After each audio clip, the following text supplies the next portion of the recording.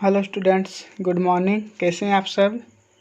इस वीडियो में हम सब संस्कृत का पाठ भारतीय संस्कारा संस्कृत किताब में जो एक चैप्टर है भारतीय संस्कारा, उनमें जितने भी इम्पोर्टेंट ऑब्जेक्टिव बनते हैं उन सभी ऑब्जेक्टिव को हम सब बारीकी से पढ़ेंगे। ठीक। और अगर अभी तक आप हमारे अन्य सभी संस्कृत के ऑब्जेक्टिव को नहीं देखे हैं तो प्ले लिस्ट में जा कर के देख सकते हैं। बहुत ही इम्पोर्टेंट सब ऑब्जेक्टिव का वीडियो बनाया गया है जो कि एग्ज़ाम के पॉइंट ऑफ व्यू से काफ़ी इम्पोर्टेंट है। आने का चांस लगभग 100% है। उन्हीं सब ऑब्जेक्टिव में से कोई ना कोई ऑब्जेक्टिव आपके एग्ज़ाम में देखने के लिए मिलेंगे। तो वीडियो स्टार्ट करते हैं। 1 नंबर क्वेश्चन देखिए क्या कहते हैं। प्राचीन संस्कृति की पहचान किससे होती है। अर्थात प्राचीन संस्कृति अर्थात हमारी जो संस्कृति हैं उसका पहचान किससे होता है। तो ये संस्कार से होता है। किससे होता है। संस्कार से होता है। हमारा स्वभाव, विचार, रहन सहन, चाल चलन कैसा है, इन सभी चीज़ों के बारे में किससे जानकारी होता है। संस्कार से जान सकता है कोई भी लोग। ठीक। नेक्स्ट क्वेश्चन देखते हैं क्या है। सीमांत उन्नयन किस प्रकार का संस्कार है। सीमांत उन्नयन किस प्रकार का संस्कार है। तो ये हो जाएंगे जन्म पूर्व संस्कार। क्या हो जाएंगे। जन्म पूर्व संस्कार। याद रखिएगा सीमांत उन्नयन किस प्रकार का संस्कार है। जन्म पूर्व संस्कार हैं। तो संस्कार का बात आ रहा है तो संस्कार के बारे में तो सब जान गए होंगे। संस्कार क्या होता है। स्वभाव, विचार, रहन सहन, चाल चलन यदि आपका अच्छा है तो कहता है इसका अच्छा संस्कार है, और यदि खराब है तो क्या कहता है संस्कार नाम का कोई चीज़ ही नहीं है। तो संस्कार क्या होता है कि हम सब के अंदर चाल चलन रहन सहन से पता चल जाता है। तो इसको यहाँ पे क्या होता है कि संस्कार को मुख्य रूप से 5 भाग में बांटा गया है। कितने भाग में बांटा गया है। 5 भाग में। याद रखिएगा। संस्कार प्रायः कितने प्रकार के होते हैं। 5 प्रकार के। और यदि आपको पूछेंगे संस्कार को कितने भागों में बांटा गया है। 5 भागों में। लेकिन यदि पूछेंगे आपसे, क्या पूछेंगे, संस्कार कुल कितने प्रकार के होते हैं, तब 16। दोनों क्वेश्चन में काफ़ी डिफरेंस है। देख लीजिए, सुन लीजिए फिर से एक बार। संस्कार कुल कितने प्रकार के होते हैं तो आंसर हो जाएंगे कितना, 16। लेकिन यदि पूछेंगे आपसे पूछेंगे संस्कार प्रायः कितने प्रकार के होते हैं, तब क्या बताएंगे, 5। या संस्कार को कितने भागों में बांटा गया है, तब बताएंगे क्या आप, 5 बताएंगे। ठीक है। अब देखते हैं क्या क्या होता है। संस्कार को 5 भागों में बांटा गया है। किस तरीके से बांटा गया है उन सभी को हम जानते हैं। देखिए ध्यान से। जन्म से पहले 3 संस्कार होते हैं। ध्यान से देखिएगा। जन्म से पहले कितना संस्कार होता है, 3। शैशव अवस्था में, जन्म के बाद कौन सा अवस्था होता है, शैशव अवस्था होता है, शिशु अवस्था होता है, बचपना की अवस्था होती है, उसमें कितने संस्कार होते हैं, 6। अब बच्चा से क्या हो गया, तनिको बड़ा हो गया। ठीक। और उस समय बच्चे पढ़ने लगे तो शिक्षा ग्रहण करते समय कितना संस्कार होता है। शैक्षणिक अवस्था में 5 संस्कार होता है। कितना संस्कार होता है, 5 संस्कार होता है।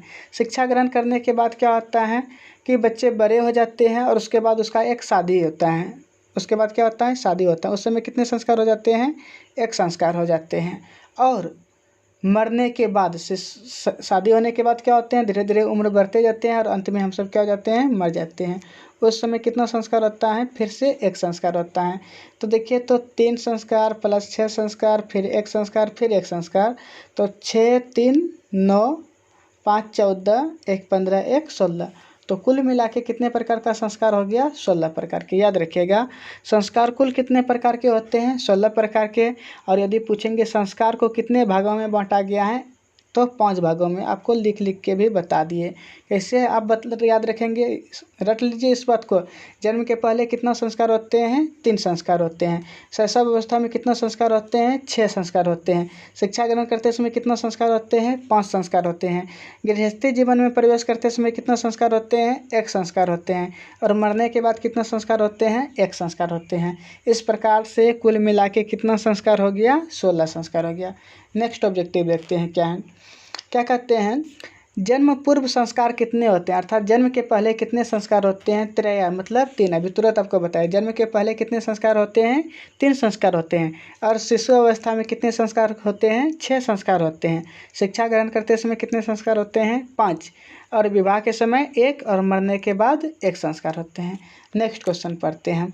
सप्तपदी क्रिया किस संस्कार में संपन्न होती है, सप्तपदी क्रिया जो होती है किस संस्कार में संपन्न होती हैं, तो सप्तपदी क्रिया विवाह संस्कार में संपन्न होती हैं। सप्तपदी क्रिया किस संस्कार में संपन्न होती हैं, विवाह संस्कार में। याद रखिएगा, बहुत ही इंपॉर्टेंट क्वेश्चन है, पूछे जाते हैं बार बार, और देख लीजिए पूछा भी गया है 2018 में। नेक्स्ट क्वेश्चन क्या है देखते हैं। शैशव अवस्था के संस्कार कितने होते हैं, अर्थात शैशव अवस्था में कितने संस्कार होते हैं, आपको बताए थे। शैशव अवस्था में कितने संस्कार होते हैं, 6 संस्कार होते हैं। शैशव अवस्था में कितना, 6। और जन्म से पहले कितना होते हैं, 3। ठीक। और शिक्षा ग्रहण करते समय कितना होते हैं, 5। बार बार आएंगे ये क्वेश्चन आपके पास, देखिएगा। गोदान किस प्रकार का, कहता है गोदान किस संस्कार का मुख्य कर्म है। गौदान मतलब गाय को दान में देना, ये किस संस्कार का मुख्य कार्य है, तो हो जाएंगे केशांत संस्कार का मुख्य कार्य है। गौदान किस संस्कार का मुख्य कार्य है, केशांत संस्कार का मुख्य कार्य है, याद रखिएगा। नेक्स्ट क्वेश्चन देखते हैं। कन्यादान किस संस्कार में होता है, तो ये तो सब जानते होंगे। कन्यादान कब होंगे, विवाह के समय। कन्यादान कब करते हैं, एक पिता कन्या को दान कब करते हैं, विवाह के समय। तो इसका आंसर क्या हो जाएंगे, विवाह संस्कार में। कन्यादान किस संस्कार में होते हैं, विवाह संस्कार में होते हैं। नेक्स्ट क्वेश्चन देखते हैं, 8 नंबर क्या है। नामकरण किस संस्कार के अंतर्गत आता है। नामकरण, अब देखिए आप, जन्म से पहले तो बच्चे का जब जन्म ही नहीं होता है तो पहले उसका नाम का निर्धारण नहीं करते हैं। तो जन्म के बाद, अर्थात जब बच्चे शिशु अवस्था में होते हैं, छोटे होते हैं, बच्चे का जन्म जैसे हो गया, अर्थात वो शैशव अवस्था हो गया बच्चे का, तो उसी समय हम उसका नाम का निर्धारण कर देते हैं कि इसका नाम क्या रखा जाए। तो अर्थात नामकरण जो है वो शैशव संस्कार हैं। ठीक, याद रखिएगा। नामकरण किस प्रकार का संस्कार है, शैशव संस्कार है। नेक्स्ट क्वेश्चन क्या है। भारतीय संस्कार कितने होते हैं, भारतीय संस्कार कितने होते हैं, अर्थात भारत में कुल कितने प्रकार के संस्कार पाए जाते हैं, होते हैं 16 प्रकार के संस्कार होते हैं। कितने प्रकार के संस्कार होते हैं, 16।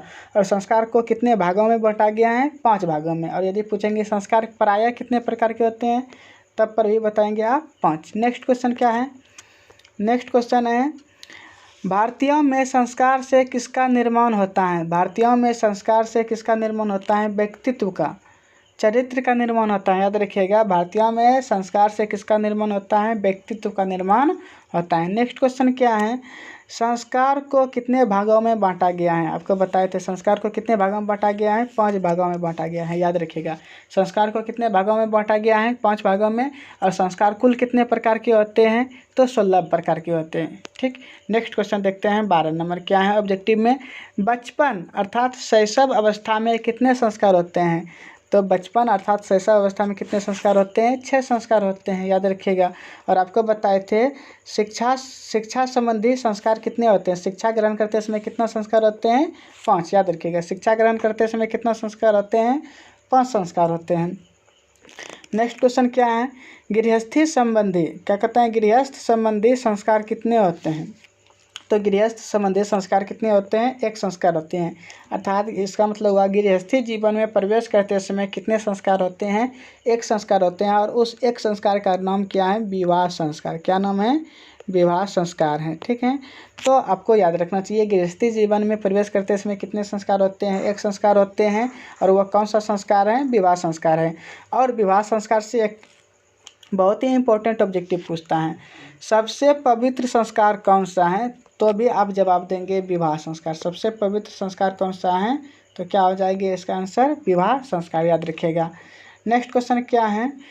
कौन सा सीमित रूप में व्यंग्य रूप में व्यवहार होता है, कौन शब्द सीमित रूप में व्यंग्य रूप में व्यवहार होता है। अर्थात क्या करते हैं, कभी कभी आप किसी के मुंह से सुने होंगे कि संस्कार नाम का तनिक भी चीज़ नहीं है आपके अंदर, या तो क्या कह देते हैं आपको, या किसी अन्य सभी को कह देते हैं कि देखिए बड़े से नज़र मिला के बात करते हैं, बड़ों के साथ हम मिलाते जा रहे हैं। ठीक, तो बड़ों का आदर नहीं करते हैं, तो उस समय क्या कर देते हैं, इन सभी बच्चों में लोग क्या कर देते हैं, इन सभी बच्चों में संस्कार नाम का कोई चीज़ ही नहीं है। तो व्यंग्य रूप में कौन सा शब्द प्रयोग होता है, ज़्यादातर संस्कार। क्या कहते हैं, संस्कारी हैं ही नहीं, संस्कार नाम का कोई चीज़ है ही नहीं। संस्कार के बारे में इनके माता पिता ने इनको कुछ बताया ही नहीं है। बहुत सारे बच्चे को बहुत सारे व्यक्ति बोलते हैं, या बहुत सारे व्यक्ति को भी कोई बड़े व्यक्ति बोल देते हैं। ठीक, तो 15 का क्या हो गया आंसर? सी नंबर, याद रखिएगा। 15 का हो गया सी नंबर। व्यंग्य रूप में कौन सा शब्द यूज होता है? संस्कार शब्द यूज होता है। नेक्स्ट क्वेश्चन देखते हैं हम 16 नंबर। क्या कहते हैं? मरने उपरांत संस्कार कितने होते हैं? मरने के बाद कितना संस्कार होगा? एक संस्कार होता है। आपको पता ही है, क्रियाक्रम जो करते हैं वही है एक संस्कार। मरने के बाद कितना संस्कार होते हैं? एक संस्कार होते हैं। ठीक है। और 3 संस्कार कब होता है? जन्म के पहले। 3 संस्कार कब होता है? जन्म के पहले। 5 संस्कार कब होता है? शिक्षा ग्रहण करते समय। याद रखिएगा, 5 संस्कार कब होता है? शिक्षा ग्रहण करते समय। और 6 संस्कार कब होता है? 6 संस्कार होता है शिशु अवस्था में। क्या होता है? शिशु अवस्था में। ठीक, बचपना की अवस्था में 6 संस्कार, शिक्षा ग्रहण करते समय 5 संस्कार, और जन्म के पहले कितने संस्कार? 3 संस्कार, और मरने के उपरांत कितने संस्कार? 1 संस्कार, और गृहस्थी जीवन में प्रवेश करते समय भी कितने संस्कार होंगे? तब 1 संस्कार होंगे। तो मरने के उपरांत कितने संस्कार होते हैं? 1, याद रखिएगा। नेक्स्ट क्वेश्चन हम देखते हैं। वेद की पढ़ाई करना किस संस्कार के अंतर्गत आते हैं? हम पढ़ाई करते हैं किस संस्कार के अंतर्गत? शिक्षा संस्कार के अंतर्गत। किस संस्कार के अंतर्गत हम पढ़ाई करते हैं? शिक्षा संस्कार के अंतर्गत पढ़ाई करते हैं। तो वेद की पढ़ाई शुरू करना भी शिक्षा संस्कार के अंतर्गत आएंगे। नेक्स्ट क्वेश्चन क्या है? नेक्स्ट क्वेश्चन क्या है? कहता है किस संस्कार के द्वारा मनुष्य गृहस्थी जीवन में प्रवेश करता है? कहता है घर वाला हो गया अब ये व्यक्ति, या परिवार वाला हो गया। कब कहते हैं? जब किसी का शादी हो जाता है उस समय कहते हैं कि अब घर और परिवार को संभालो।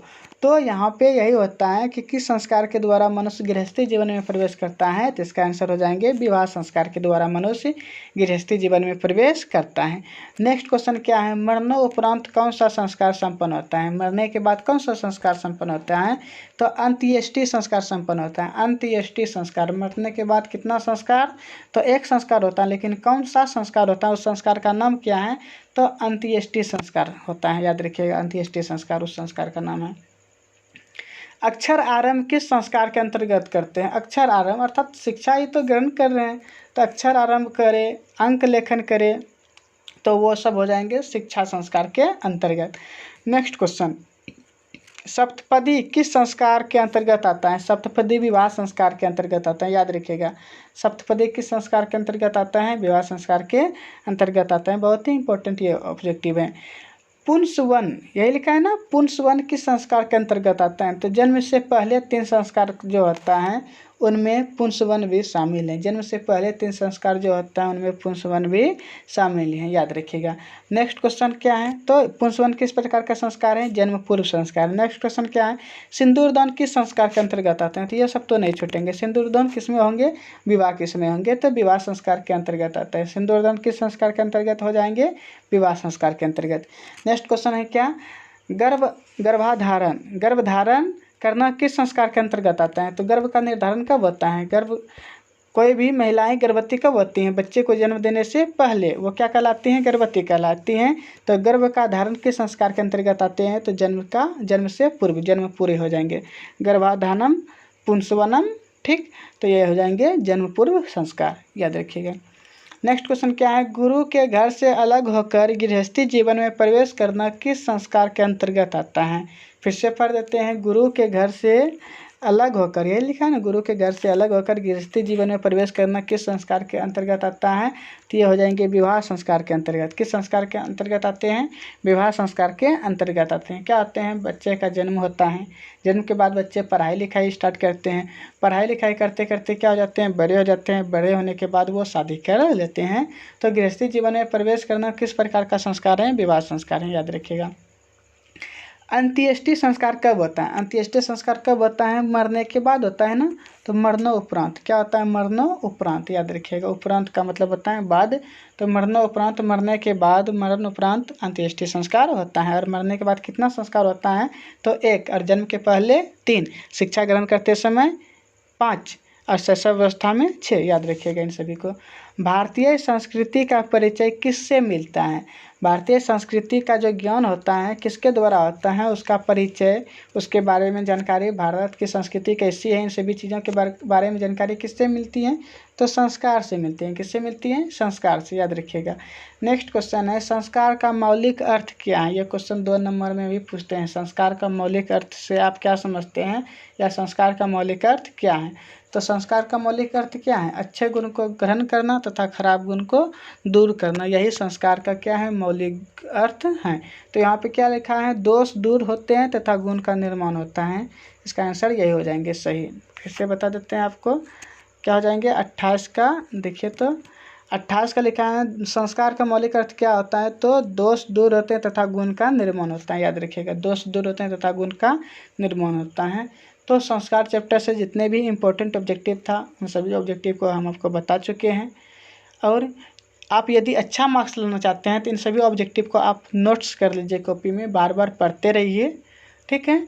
और हर एक वीडियो को देखिए, आने वाले हर एक वीडियो को आप देखते रहिए, ताकि एग्ज़ाम आते आते आपका पूरी तरीके से तैयारी हो जाए। और कुछ क्वेश्चन छूट गए थे संस्कृत साहित्य लेखिका में, इम्पोर्टेंट सब ऑब्जेक्टिव हैं, इन सभी ऑब्जेक्टिव को हम पढ़ लेते हैं इसी वीडियो में। क्या लिखा है? पंडिता क्षमाराव किस काल की लेखिका है? पंडिता क्षमाराव किस काल की लेखिका है? तो इसका आंसर हो जाएंगे आधुनिक काल की। पंडिता क्षमाराव किस काल की लेखिका है? आधुनिक काल की लेखिका है, याद रखिएगा, ठीक है। नेक्स्ट क्वेश्चन हम देखते हैं, कंपन राय की रानी कौन थी? अर्थात कंपन राय की पत्नी कौन थी? तो गंगा देवी। कंपन राय की पत्नी कौन थी? गंगा देवी, याद रखिएगा। जनक की सभा में शास्त्र से कुशल कौन विदुषी रहती थी? शास्त्रार्थ कुशला का मतलब हुआ शास्त्र से कुशल।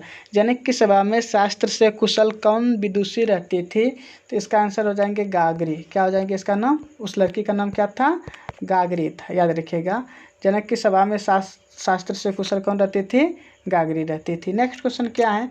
मीरा लहरी की लेखिका कौन है? मीरा लहरी एक किताब का नाम है, उसकी लेखिका कौन है? पंडिता क्षमारा। मीरा लहरी की लेखिका कौन है? पंडिता क्षमारा, याद रखिएगा। और पंडिता क्षमारा आपके पिता का नाम बताए थे, शंकर पांडुरंग पंडित। शंकर पांडुरंग पंडित, याद रखिएगा। और इससे संबंधित और एक ऑब्जेक्टिव बनता है शंकर चरितम। शंकर चरितम की लेखिका कौन है? तो इसका भी आंसर हो जाएंगे पंडिता क्षमारा। शंकर चरितम की लेखिका पंडिता क्षमारा। नेक्स्ट क्वेश्चन देखिए क्या कहते हैं, किस युग में मंत्रों की दर्शिका न केवल ऋषि बल्कि ऋषिका भी थी? किस युग में मंत्रों की दर्शिका न केवल ऋषि बल्कि ऋषिका भी थी? तो इसका आंसर क्या हो जाएंगे? वैदिक युग में। क्या हो जाएंगे इसका आंसर? वैदिक युग में मंत्र का उच्चारण सिर्फ ऋषि ही नहीं बल्कि उसकी पत्नी ऋषिका भी करती थी, याद रखिएगा, वैदिक युग में। नेक्स्ट क्वेश्चन क्या है? याज्ञवल्क्य ने अपनी पत्नी को किसकी शिक्षा दी थी? तो याज्ञवल्क्य ने अपनी पत्नी को आत्म तत्व के बारे में शिक्षा दी थी, आत्म तत्व के बारे में, याद रखिएगा। डी नंबर ऑप्शन देखिए, याज्ञवल्क्य ने अपनी पत्नी को किसकी शिक्षा दी थी? आत्म तत्व के बारे में। और याज्ञवल्क्य की पत्नी का नाम क्या था? मैत्रेयी। क्या था? मैत्रेयी। और कंपन राय की पत्नी का नाम क्या है? गंगा देवी, याद रखिएगा। क्या था? गंगा देवी। और मधुरा विजयम नामक काव्य किसने लिखा था? गंगा देवी ने लिखा था। तो इस वीडियो में आज के लिए इतना ही। अगर वीडियो अच्छा लगा हो तो वीडियो को लाइक कर दीजिए, साथ ही हमारे चैनल को सब्सक्राइब कर बेल का बटन दबा दीजिए, ताकि आने वाले हर एक वीडियो का नोटिफिकेशन आपको मिलता रहे। आपको बता दें, इस चैनल पर प्रत्येक दिन 10th क्लास से संबंधित अन्य सभी सब्जेक्ट के बारे में अक्सर वीडियो डाले जाते हैं। आप प्रत्येक दिन उन सभी वीडियो को देखिए, ताकि एग्ज़ाम आते आते आपकी पूरी तरीके से तैयारी हो सके। पता नहीं सरकार स्कूल कॉलेज कब खोलेंगे, लेकिन हाँ, खोलेंगे तो ज़रूर। जल्द से जल्द कोरोना वायरस यदि दूर हो जाते हैं, हमारे भारत देश से ख़त्म हो जाते हैं, तो जल्द ही स्कूल कॉलेज सब कुछ खुल जाएंगे।